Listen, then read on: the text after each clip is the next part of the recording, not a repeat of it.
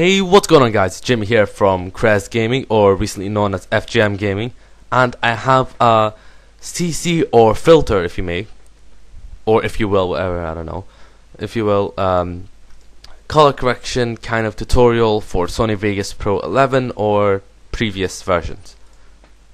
So what I have here is a previous and an after video for the change in effects. First thing you add is brightness and contrast. What you do is you would add the default and then you fix the settings. In the default, it should have the contrast on 0.000. What you do is you make it 0.1000 or just 00, whatever. And then what it'll do is you'll see that it got like a bit more contrasted and there's more focus. Next effect is the HSL Adjust. It should be under gradient map and also to underglow. What you just do is you drag on the default and you see the saturation, you make that 1.100.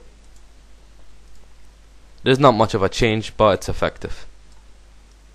Now the last one is Sharpen or sharpness, whatever it says for you.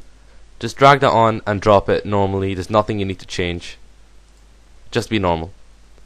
And the last thing to do is you right click your footage and then you go switches. Then from switches you go disable resample. It should be at the bottom. Now you see here how the color has completely changed and is brighter and more contrasted.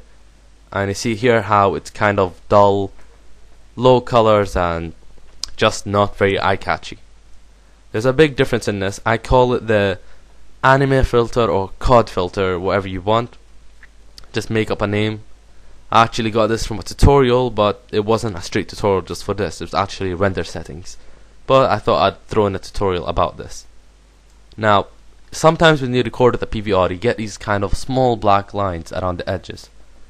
It doesn't have them in this case because I already took them out, but if you do have them, what you would do is you would go to the pan and crop button, then you would make the clip just tiny bit smaller, just zooms it in to get rid of the black lines. It's a tiny bit. So now let's take a look at the difference. Let's go around the same time, so 10 seconds. Around there, okay. See here it's kind of dull, there's some blur on the left and right, and there's not many focal points or eye-catching points. Now let's go to this footage. It's the same exact spot. You see how the yellow stands out more, the blue stands out more. There's the blur is still there, that's just because he's aiming in. But like you can see how the color has much more adjusted and is better looking.